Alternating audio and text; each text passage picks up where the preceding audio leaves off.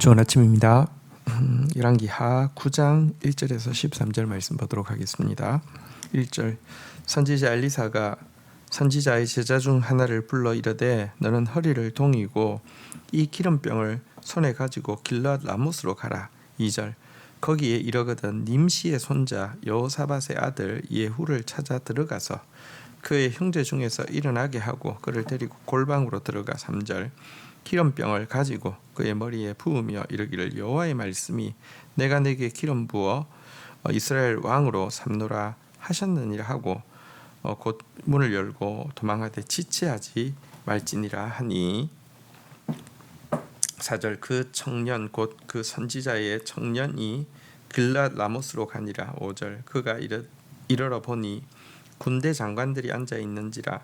소년이 이르되 장관이여 내가 당신에게 할 말이 있나이다. 예후가 이르되 우리 모든 사람 중에 누구에게 하려느냐 하니 이르되 장관이여 당신에게니이다 하니라. 6절 예후가 일어나 집으로 들어가니 청년이 그의 머리에 기름을 부으며 그에게 이르되 이스라엘 하나님 여호와의 말씀이 내가 내게 기름을 부어 여호와의 백성 곧 이스라엘의 왕으로 삼노니. 7절 너는 내 주 아합의 집을 치라.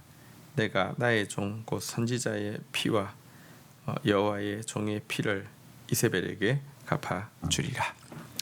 자, 엘리사가 그의 제자 중 하나에게 이제 이스라엘 군대가 지금 아람과 전쟁하기 위해서 모여 있는데요. 그러니까 많은 이제 군대 장관들이 같이 이제 그 어떤 지부에 모여 있는데요. 그것으로 가서 그 중에서 예후라는 장군에게 이제 예후라는 장군을 지목하여 골방으로 들어가서는 기름을 붓고 그리고 여호와의 명령 곧 그를 이스라엘의 왕으로 삼으셨다는 명령을 전하고 급히 도망오라고 명령을 했습니다.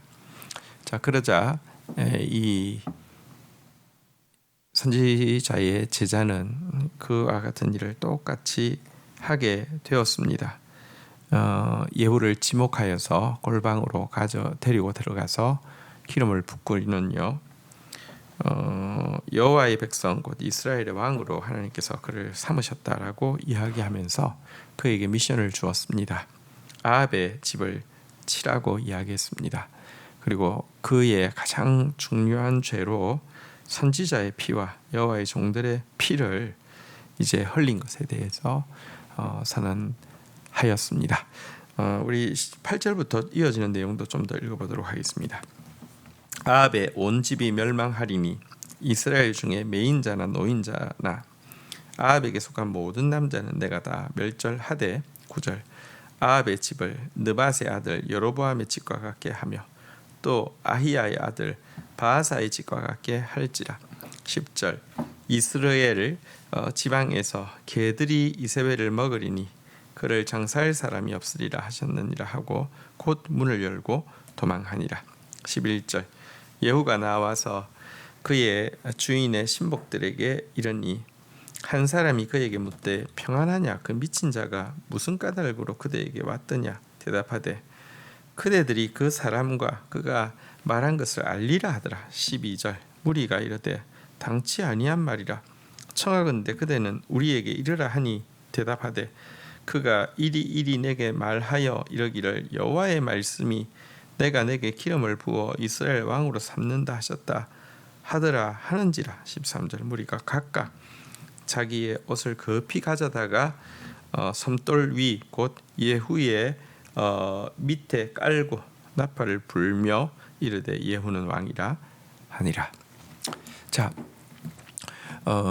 선지자의 제자가 이 예후를 기름 부으면서 했던 말의 그 메시지의 내용을 조금 더 살피도록 하겠습니다. 그를 왕으로 삼는 이유는 예후의 아합의 온 집을 멸망시키기 위함이라는 것입니다. 아합에게 속한 모든 남자를 멸절시키기 위함이라는 것입니다. 그리하여서 이스라엘을 처음 세웠던 가문인 여로보암 집이 완전히 역성혁명이 일어나서 멸절당한 것처럼, 또 잠시지만 바하사 집이 역성혁명을 일으켰다가 멸절한 것처럼 아합의 집이 완전히 멸절될 것이다라고 이야기했고요.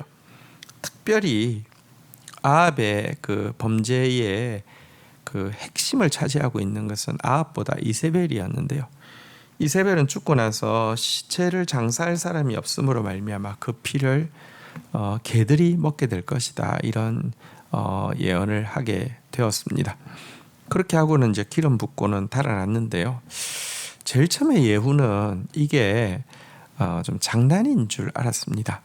그래서 나왔을 때 다른 신복들이 무슨 일이냐고 물으니까 이렇게 대답했죠. 그대들이 그 사람과 그가 말한 것을 알리라. 무슨 말입니까?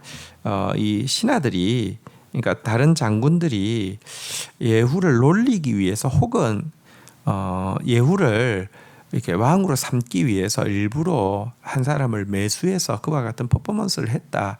그러니까 너희들이 다 시킨 거니까 너희들이 다 알고 있지 않느냐, 이런 식으로 이제 반응을 했는데요. 여기에 대해서 신하들이 정색을 하면서 전혀 모른다라고 이야기하자 그가 선지자의 그 제자로부터 받았던 내용을 다 이야기하자 갑자기 신복들이 놀라면서 곧바로 나팔을 불고 그의 발밑에다가 옷을 깔고는 그를 왕으로 삼게 되었습니다. 그만큼 사실은 이미 아합의 이 자식들이 이 이스라엘 전체에 대해서 민심을 완전히 잃어버리고 있었던 상황임을 알 수 있습니다. 한편 여러분, 그 아합과 이세벨의 이 범죄가 많잖아요. 첫 번째는 그들이 바알 숭배를 끌어들였고요. 그리고는 하나님의 제단을 다 회파했고요. 그리고는 이스라엘 백성들 가운데 음행이, 또 술수가, 이 마술 같은 것이 가득하게 만들었죠. 수많은 죄악을 범했습니다. 하지만 그들이 범한 대표적인 죄악으로 선지자를 죽이고 여호와의 종들의 피를 흘린 것을 이렇게 지적하고 있는 부분은 우리가 좀 유념해 볼 필요가 있습니다. 사실은 훗날 유다, 남왕국인 유다가 멸망했던 이유에 대해서도요, 정확하게 선지자의 피, 여호와의 종들의 피를 흘린 것이라고 지적하고 있고요. 또 신약 시대의 예루살렘이 멸망한 이유에 대해서 예루살렘아 예루살렘아 선지자들을 죽이고 내게 파송된 자들을 돌로 치는 자여 라고 하면서 바로 이 죄로 말미암아 이제 너희 집이 황폐하여 버림받으리라, 이렇게 경고하고 있는 부분을 보게 되는데요. 여기서 우리는 하나님께서 많은 죄 중에서 당신의 종들의 피에 대해서 얼마나 민감하시며 그것에 대해서 반드시 신원하시고 갚아주시는 분이심을 알게 됩니다. 왜냐고 하면 선지자는 하나님의 말씀의 대언자이고요.